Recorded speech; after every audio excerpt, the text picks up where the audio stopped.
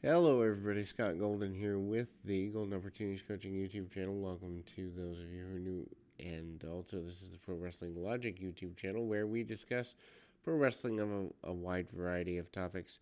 Superstars of Wrestling Series, July 29th, 1995, is your focal point here. We open with Rad Radford and Fatu, Make a Difference Fatu. Um, Fatu basically comes in brawling, hits the big clothesline over the top on a very basic run here.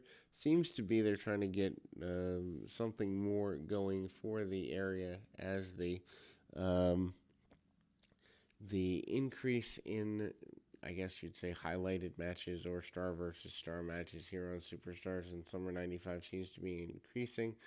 Hip toss by Fatu. The Fatu make a difference. Fatu gimmick never really gets over big clotheslines, and at this point, in the early stages anyway, Rad Radford manages to bump around for his man on a consistent basis.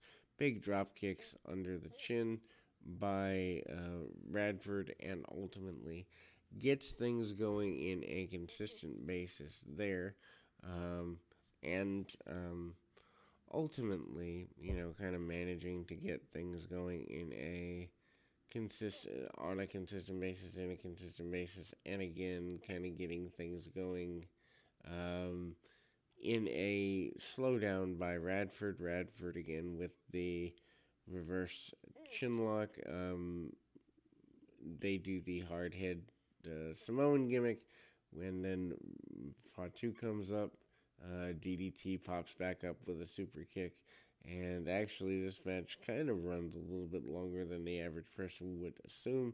Again, shots to the head lead to a roll through and roll up by Fatu. Fatu ends up getting the victory with a small package here, and happy for him is the crowd. And then we see Diesel again going into who he's going to face eventually, which ends up being Diesel and Mabel at SummerSlam, already promoting the SummerSlam pay per view. Much different than previous incarnations where you have room to let pay per views breathe. Then we see Mabel going at it with an enhancement talent. Guest ring announcer along the way. Mabel with the whole robe and cape and all of that. Mabel does have Sir Mo on the outside, and I believe Mo has already had the injury that leads to his eventual retirement. Though Mabel manages to hit a couple of shots on the enhancement talent happens to be none other than, kind of running things there. Defeats Gary Scott, belly to belly suplex, 226. Prior to the bout, Mabel is carried to the ring on a throne and carried by other wrestlers. Uh, you know, things there. The announcers discuss the upcoming matches later in the week, scheduled for Poughkeepsie. Also following, Mabel takes the mic, told fans to shut up, and said he would be the WWF World Champion at SummerSlam, which obviously proves to be a false proclamation from the most recent king. And again, very basic punch kick and belly to belly suplexes for him.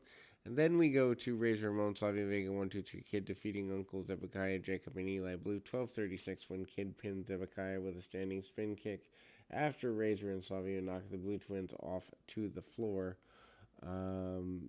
Super basic.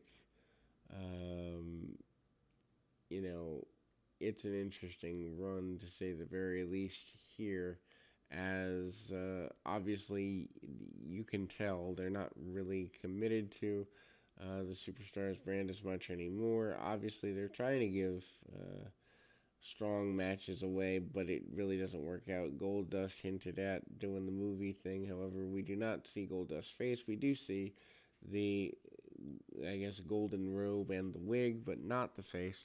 Also hyped for the fact that Razor Ramon, I'm sorry, not Razor Ramon, but Shawn Michaels is your new Intercontinental Champion, and Jeff Jarrett has walked out of the promotion, which At the time, you do wonder if he'd stayed around in '95, what would have happened there.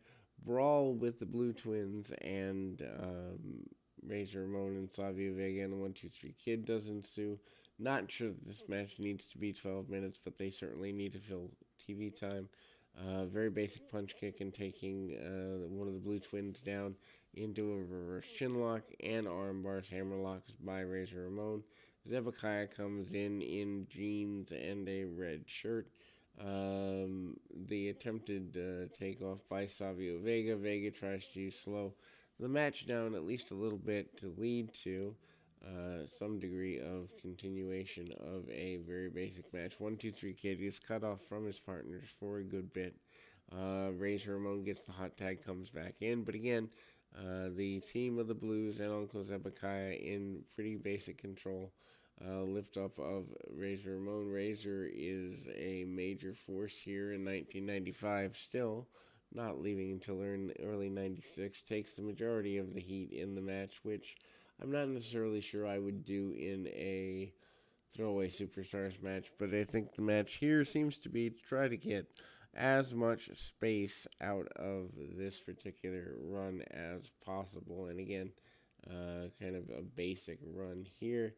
1-2-3 Kid eventually does get the spin kick on Uncle Zebekiah, getting the victory for his trouble. Then we see a Dean Douglas definition, the report card by Dean Douglas, scratching the chalkboard and talks about knowledge. Knowledge being that which is learned or known. Also, kind of talking about the continuation of the run for Dean Douglas, trying to get ready for him to come into the WWF. Obviously, this is Shane Douglas, and the character doesn't last very long. I believe gone by maybe December, something like that. Major Yates and Waylon Mercy up next. Waylon Mercy is a guy who doesn't really get a full run. Very basic punch kick, although his knees are basically shot by this point. And so the match itself has to be simplistic. Every once in a while, Waylon Mercy tries to shake hands with his adversary, but eventually sets him out with a sleeper and chokehold and all of that. Also, we see the announcement of Bret Hart against Isaac Yankem for SummerSlam. We see the announcement of other matches, including but not limited to the idea of Diesel and Mabel at SummerSlam as well. In SummerSlam 95, still a good show by pay-per-view standards, but obviously by about 98, things in terms of wrestling, come on down. A lot more camp and hokiness there. The drilling in the mouth of the adversary is a pretty big thing here. Sonny basically says in an interview with Skip that in fact Shawn Michaels isn't anything to be concerned about as a person. Shawn Michaels is average looking, just like all the idiot fans, and they hype a match between those two next week, which has to be awkward because I do believe the romance between Sonny and Shawn had started at this time. We'll be back with more right after this.